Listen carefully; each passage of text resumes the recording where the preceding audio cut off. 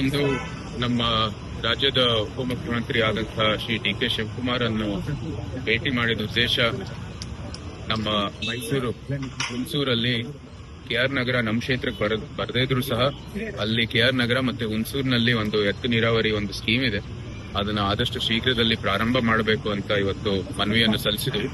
ಜೊತೆಗೆ ನಮ್ಮ ಕೊಡಗಲ್ಲೂ ಕೂಡ ಈ ಲಿಫ್ಟ್ ಇರಿಗೇಷನ್ ಸ್ಕೀಮ್ ಅನ್ನು ನಾವು ಆದಷ್ಟು ಬೇಗ ಅನುಷ್ಠಾನ ಮಾಡೋದಕ್ಕೆ ಕೇಂದ್ರ ಸರ್ಕಾರಕ್ಕೂ ಕೂಡ ಇವತ್ತು ಏನೇನು ಪ್ರಸ್ತಾಪಗಳು ಹೋಗ್ಬೇಕಾಗಿದೆ ಅದಕ್ಕೂ ಕೂಡ ತಮ್ಮ ಮಂತ್ರಾಲಯದ ಮೂಲಕ ಇವತ್ತು ಮನವಿಗಳು ಹೋಗ್ಲಿ ಅಂತ ಇವತ್ತು ನಾವು ಪ್ರಸ್ತಾಪವನ್ನು ಕೊಟ್ಟಿದ್ದೀವಿ.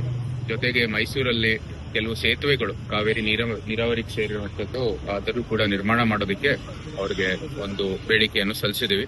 ಇದಿಷ್ಟು ಇವತ್ತಿನ ಭೇಟಿಯ ಉದ್ದೇಶ. ಜೊತೆಗೆ ಕರ್ಟಿಸಿ ಮೀಟು ಅವರು ಸಹ ಒಂದು ಖಾತ ಆಗಿರುವಂತದ್ದು ಎಲ್ಲರಿಗೂ ಸಂತೋಷದ ಸಂಗತಿ. ಅವರಿಗೆ ಶುಭಾಶಯಗಳನ್ನು ಸಲ್ಲಿಸಿದ್ದಾರೆ.